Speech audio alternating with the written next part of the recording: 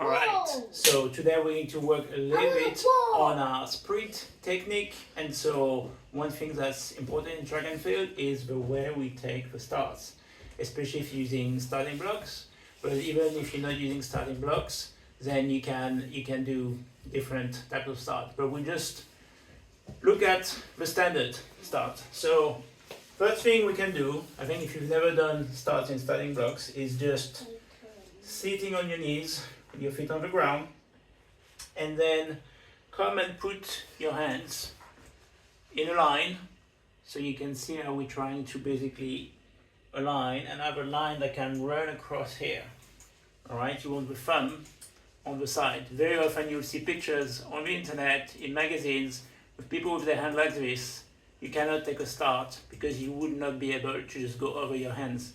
So you need your hands to be like a pivot at best. So otherwise they'll just restrain you. Then what you can do, once you're here, shoulders straight line to the ground, is to get one of your feet next to your knee, like this, right? So if you don't have starting block, that's probably the best way to just have the right positioning, all right?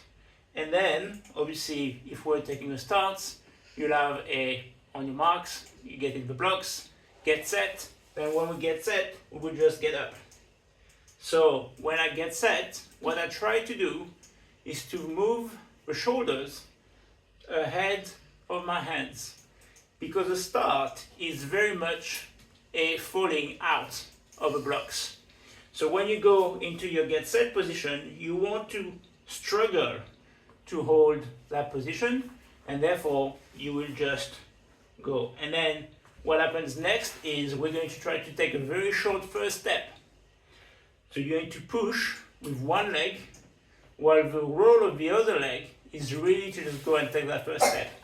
So in here, my right leg, if I was to take a start, its first job is going to come and do a very first short step, right? And then you'll lead off with the other foot.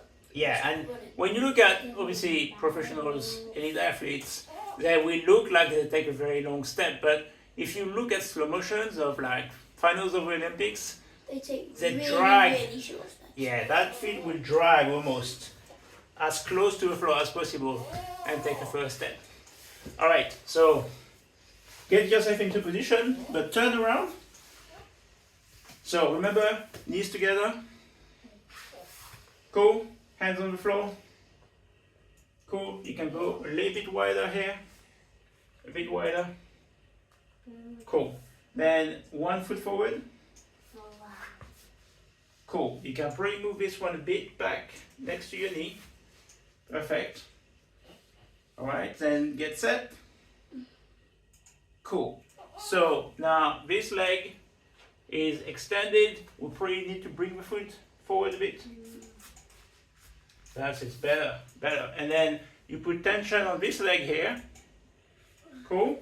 And then when you go, you push off and you put that leg here. Okay? Yeah. Cool. And that's all there is to a start. And so I can maybe do one on the side here. We probably want to be adult, do things like this. But very compact, you can see. Like this, you can see like I have a straight line. And then I just go. And then this room. Okay, we do a lot of videos like this outdoor where we have a bit more space, but it's a good idea to practice those in very small space and get used to being in the position. All right, we see you on the next one.